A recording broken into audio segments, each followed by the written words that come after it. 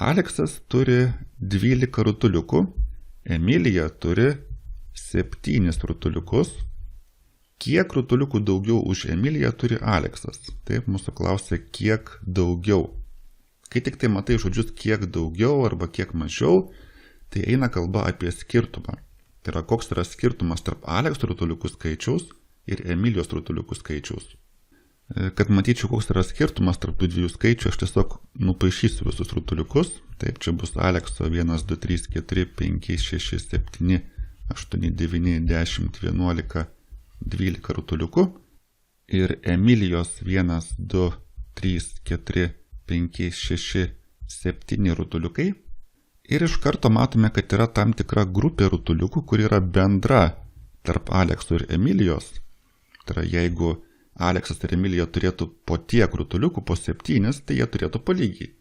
Bet aišku, Aleksas turi daugiau nei Emilija, Aleksas dar turi papildomus rutuliukus, kurių neturi Emilija.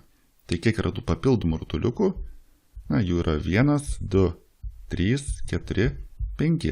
Tai štai šie papildomi rutuliukai, kurios turi Aleksas, bet ne Emilija, jie ir yra tas kiekis, kiek daugiau turi Aleksas. Tai yra, Aleksas turi 5 rutuliukais daugiau nei Emilija.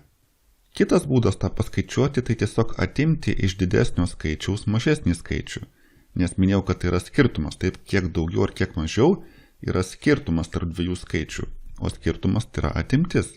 Tai jeigu aš tiesiog iš 12 atimsiu 7, tai yra iš didesnio Alekso rutuliukų skaičius atimsiu mažesnį Emilijos rutuliukų skaičių, ką aš gausiu?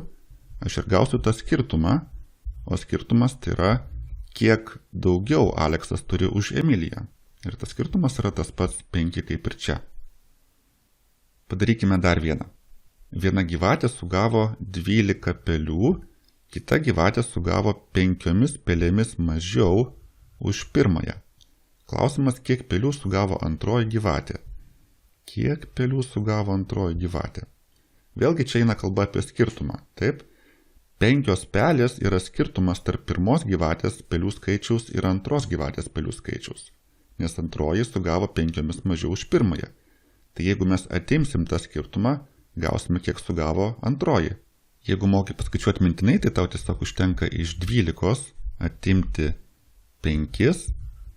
Tai yra iš pirmos gyvatės pelių skaičiaus atimti skirtumą ir gausi, kiek sugavo antra gyvatė pelių, tai jinai bus sugavusi 7 pelės.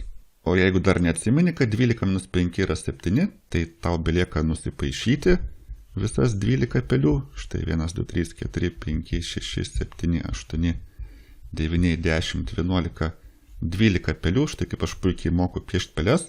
O antroji gyvatė sugavo 5 pelėm mažiau. Tai atimkime 1, 2, 3, 4, 5 pelės.